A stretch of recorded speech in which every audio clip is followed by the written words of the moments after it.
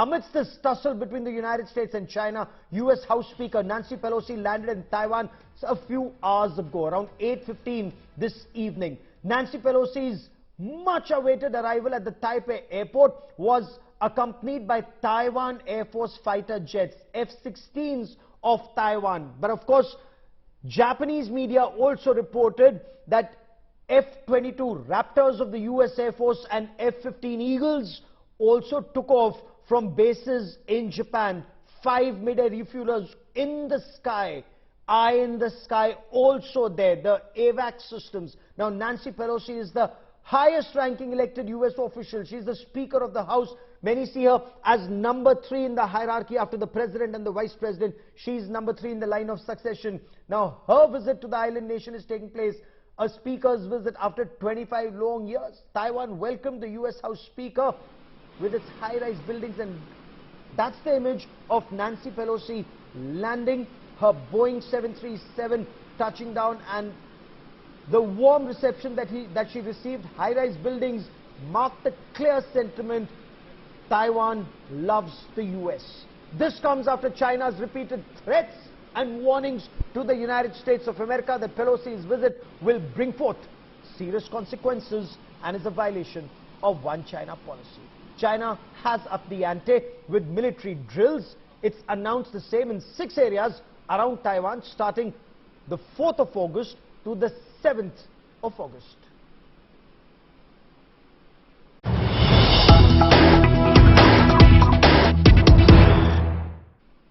And news just coming in, Nancy Pelosi has released a statement on her leading a congressional delegation to Taiwan.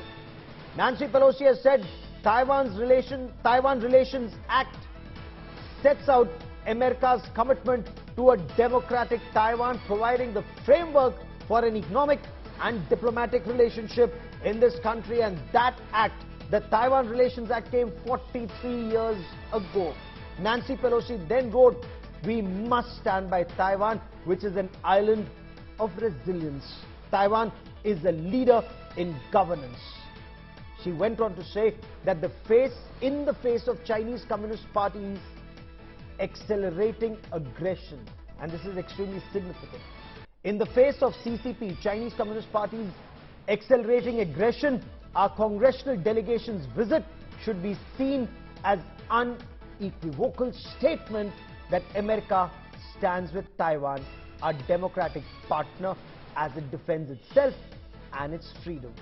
She wrote, "Our visit, one of several congressional delegations to the island, in no way contradicts the long-standing One China policy." But what she makes very clear, and I quote, "We cannot stand by as the Communist Party of China proceeds to threaten Taiwan and democracy itself. Committed to democracy, committed to freedom of Taiwan." I once again want to bring in our Foreign Affairs editor, Geeta Mohan, for more on this big story. That's a very strong statement that comes from Nancy Pelosi. Geeta, she is a known China beta, but how would China receive this? See, the fact that a very important and significant statement came from Nancy Pelosi as soon as she landed. The statement that you're referring to was just immediately after she landed, and she put out a statement talking about how the stand continues to remain the same of US administration, and that they're going to honor and respect it. But China is not looking at it that way. Also, the fact that, Gaurav, there have been a lot of conversations with regards to what has China done so far. Remember, Nancy Pelosi's visit, an official announcement, did not include Taiwan. So China put out 3 statements before, 2 foreign ministry statements immediately after she landed, and a PLA statement, very clearly saying that there will be consequences should she land in Taiwan. There was no confirmation. We only knew from local media reports that she indeed was landing tonight. Okay. But because it was not spelled out, there was no action. You see, immediately after she landed, there has been a lot of movement and action, not just from the Chinese side, even from the Taiwanese side, because they, in all probability, already knew. Officers' leaves have been cancelled.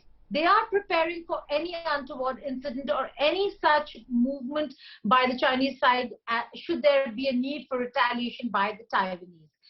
On the other hand, if you see the statements that have come from China, yes, there has been a lot of movement, like we said, warplanes in the air, tanks rolling into Xiamen, just looking over the Taiwan Strait, and now they have designated 6 positions around Taiwan, encircling Taiwan to carry out military operations. And what does this mean?